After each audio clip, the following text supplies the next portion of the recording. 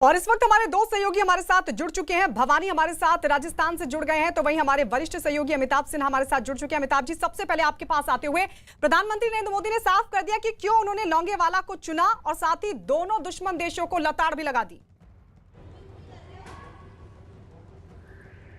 बिल्कुल, दो चीजें साफ है। लोंगेवाला को चुनना, वो भी 71 की लड़ाई में जब अमेरिकी पैटर्न टैंकों को वहां पर धराशायी कर हमारी सेना ने, उसको चुनना, और 71 की लड़ाई से पाकिस्तान से बांग्लादेश को अलग करना, ये दो बहुत बड़ी महत्वपूर्ण घटनाएं थी इतिहास की, जो भारतीय जिसने उपमहाद्वीप का पूरा इतिहास बदल दिया। प्रधानमंत्री ने इसीलिए सांकेतिक रूप से इसको चुना, पाकिस्तान को चेतावनी देने के लिए।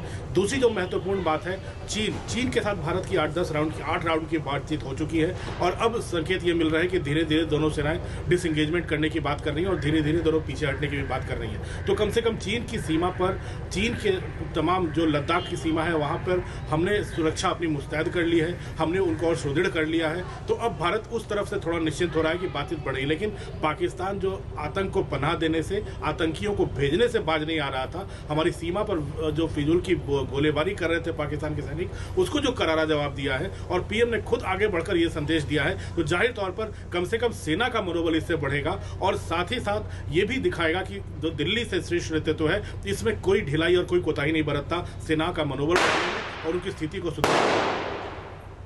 बिल्कुल, सेना का मनोबल बढ़ाने के लिहाज से प्रधानमंत्री नरेंद्र मोदी का वहां पर पहुंचना बेहद अहम। भवानी में हमारे साथ लगातार बने हुए हैं। भवानी, संबोधन प्रधानमंत्री नरेंद्र मोदी का, और अब आगे क्या कार्यक्रम रहने वाला है? देखिए, प्रधानमंत्री इसके बाद में तनोट माता मंदिर जाएंगे दर्शन करने के लिए।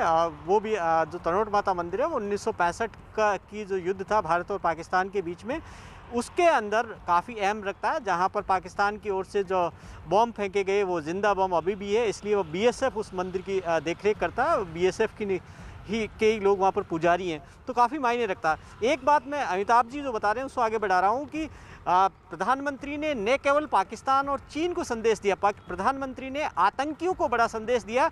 वो इस जगह को इसलिए चूज किया कि सीमा पार, इसी राजस्थान बॉर्डर के पार जो इंडियन मुजाहिदीन है उसका मुख्यालय है बहावलपुर, और एक रेमियार खान है जहाँ लश्कर तोयबा की गतिविधियाँ सबसे ज़्यादा है, दोनों इस बॉर्डर के पार है। तो यहाँ से प्रधानमंत्री ये जाहिर तौर पर आतंकवादी संगठनों को सीधा सीधा संदेश देना चाहते हैं कि अगर अब कोई इस तरीके की हिमाकत की तो उनको जिस तरीके से सबक सिखाया गया था पुलवामा के बाद में, वैसा ही बालाकोट फिर याद कर ले। तो काफ़ी मायने रखता है, क्योंकि सारी एक्टिविटीज़ है जो पाकिस्तान के दोनों बड़े आतंकवादी संगठन हैं वो इसी बॉर्डर के किनारे पर, यहीं पर सबसे ज़्यादा उनकी गतिविधियां हैं, यहीं पर उनके हेडक्वार्टर्स है। तो कई सारे संदेश पीएम ने एक साथ दिया। दूसरा, चीन को जो संदेश देने की एक बड़ी वजह और भी है, क्योंकि चीन अब वेस्टर्न बॉर्डर पर, जैसलमेर बॉर्डर के पार पे पाकिस्तान के 3 वायुसेना के अड्डे, हवाई अड्डे चीन ने बनाए हैं। वहाँ पर चीन की वायु सेना लगातार एक्टिव है इस वेस्टर्न बॉर्डर पर, और वो पाकिस्तान को सपोर्ट कर रही है, उनके बीओपी से लेकर, उनके इंफ्रास्ट्रक्चर से लेकर, बॉर्डर पे इंफ्रास्ट्रक्चर खड़ा करने को लेकर। तो ये संदेश सीधा सीधा पाकिस्तान और चीन को है। और उसके बाद में अभी जो पीएम का कार्यक्रम है, इसके बाद में वो सीधे वहाँ पर अभी मंदिर जाएंगे। जी, मंदिर जाएंगे। भवानी, लौट रहे हैं आपके पास, और जो आपने जिक्र किया कि सीधा संदेश कहीं ना कहीं आतंकियों को भी है, उस पर अमिताभ जी से भी जानने की कोशिश करेंगे। लेकिन बता दें और क्या कुछ कहा प्रधानमंत्री मोदी ने। प्रधानमंत्री मोदी सरहद पर तैनात जवानों के साथ दिवाली मनाने जैसलमेर पहुंचे हुए हैं। पीएम मोदी राजस्थान के जैसलमेर में जवानों के साथ दिवाली मना रहे हैं, और क्या उन्होंने कहा, आइए एक बार आपको सुनवाते हैं। आज भारत बहुत तेजी के साथ अपने डिफेंस सेक्टर को आत्मनिर्भर बनाने की तरफ बहुत तेजी से कदम उठा रहा है, आगे बढ़ रहा है।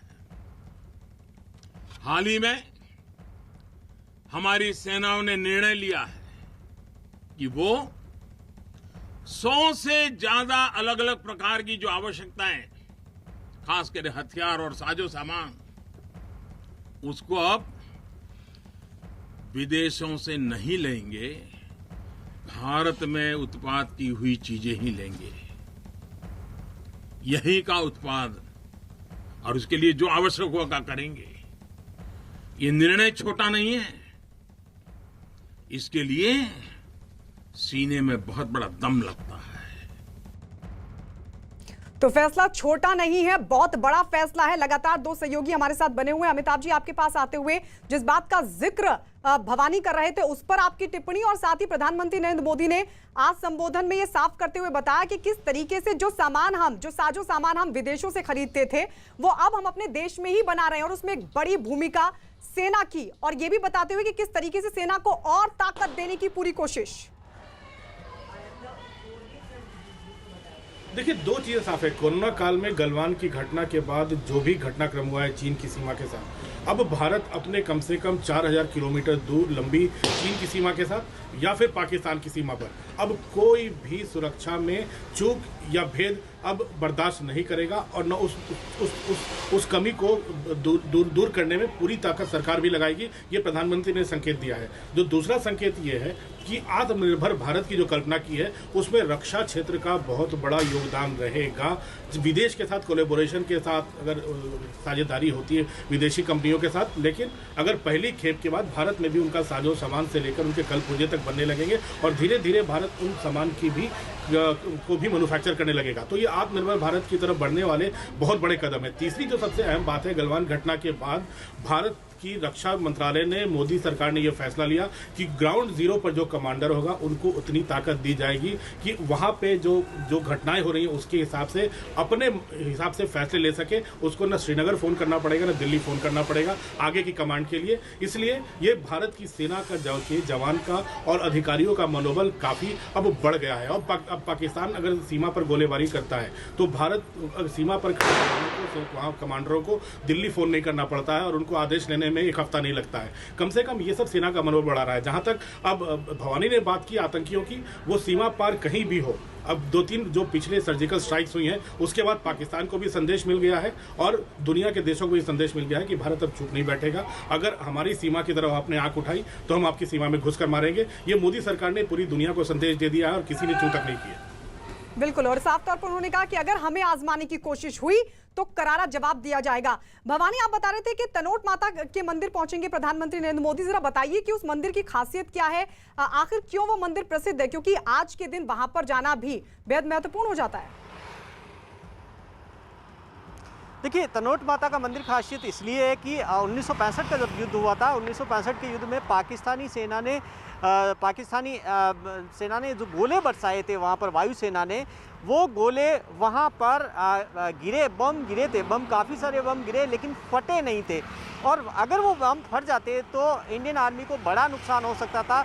उसके बाद में ये मान्यता हो गई, उस युद्ध के अंदर काफ़ी चीज़ें मायने रखते हैं। उसके बाद में काफ़ी चीज़ें बदलाव आया, तो उसके बाद में वो बम, जिंदा बम, वो मंदिर के अंदर रखे गए। और ऐसी मान्यता वहाँ पर, क्योंकि बीएसएफ के अंदर वहाँ पर मान्यता ये है कि माता इस बॉर्डर की रक्षा करती है। तो सबसे पहले जब बॉर्डर पर जब भी जवान, ठीक है भवानी, इस पर आपसे और जानेंगे बहुत महत्वपूर्ण चीजें आप बता रहे हैं, लेकिन एक बार सुने थे प्रधानमंत्री नरेंद्र मोदी ने चीन का नाम लिए बिना किस तरीके से उस पर निशाना साधा।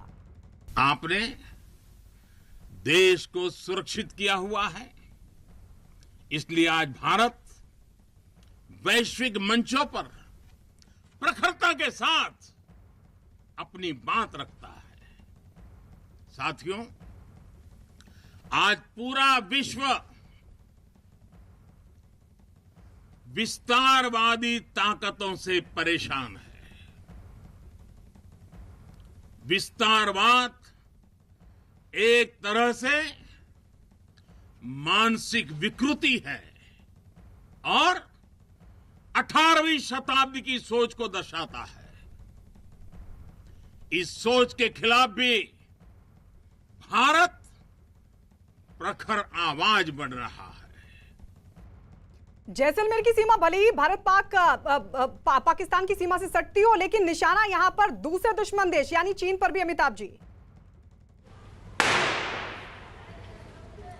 बिल्कुल निशाना चीन पे भी है। चीन पर तो भारत ने एससीओ की समिट जो हुई थी उसमें भी निशाना साधा था और ये कहा था कि किसी देश की संप्रभुता, सार्वभौमिकता पर नजरें उठाना बिल्कुल गलत है, और ऐसे एससीओ की बैठक में ऐसे मुद्दे उठाकर चीन हो या पाकिस्तान, इशारों में पीएम ने कहा था ये दोनों देश बिल्कुल एससीओ की जो भावना है उसका हनन कर रहे हैं, और इसका रूस ने भी समर्थन किया था। तो जाहिर तौर पर अंतर्राष्ट्रीय मंचों पर लगातार भारत उठाता रहा है। आपको ऑस्ट्रेलिया हो, चाहे अमेरिका हो, चाहे इंडो पैसिफिक रीजन के तमाम देश हों, और इन सब देशों, आसियान के देशों, तमाम देशों के साथ भारत ने ऐसे समझौते किए हैं जिसमें अब सामरिक समझौते भी हैं, जहां Indo US naval exercise Australia को शामिल किया जा रहा है, जापान को शामिल किया जा रहा है। तो चीन को घेरने में भारत ने कोई कसर नहीं छोड़ी, और कोरोना काल के संकट के बाद चीन की कंपनियों को भारत में बैन करना, तो चीन के साथ भारत ने भले ही सीमा पर दो हाथ बहुत ज्यादा न कर पाया हो, लेकिन इतना तो साफ है कि अपनी स्थिति सीमा पर सुदृढ़ कर ली है। आर्थिक रूप से भी चीन को इतनी चोट पहुंचाई है कि चीन आने वाले दिनों में सोचेगा, क्योंकि अर्थव्यवस्था पर चीन का काफी कुछ टिका हुआ है। जी बिल्कुल अमिताभ जी लौट रहे हैं आपके पास, लेकिन जिस तरीके से भवानी ने जिक्र किया तनोट माता मंदिर का, अपने दर्शकों को बता दें कि प्रधानमंत्री नरेंद्र मोदी हर साल दिवाली का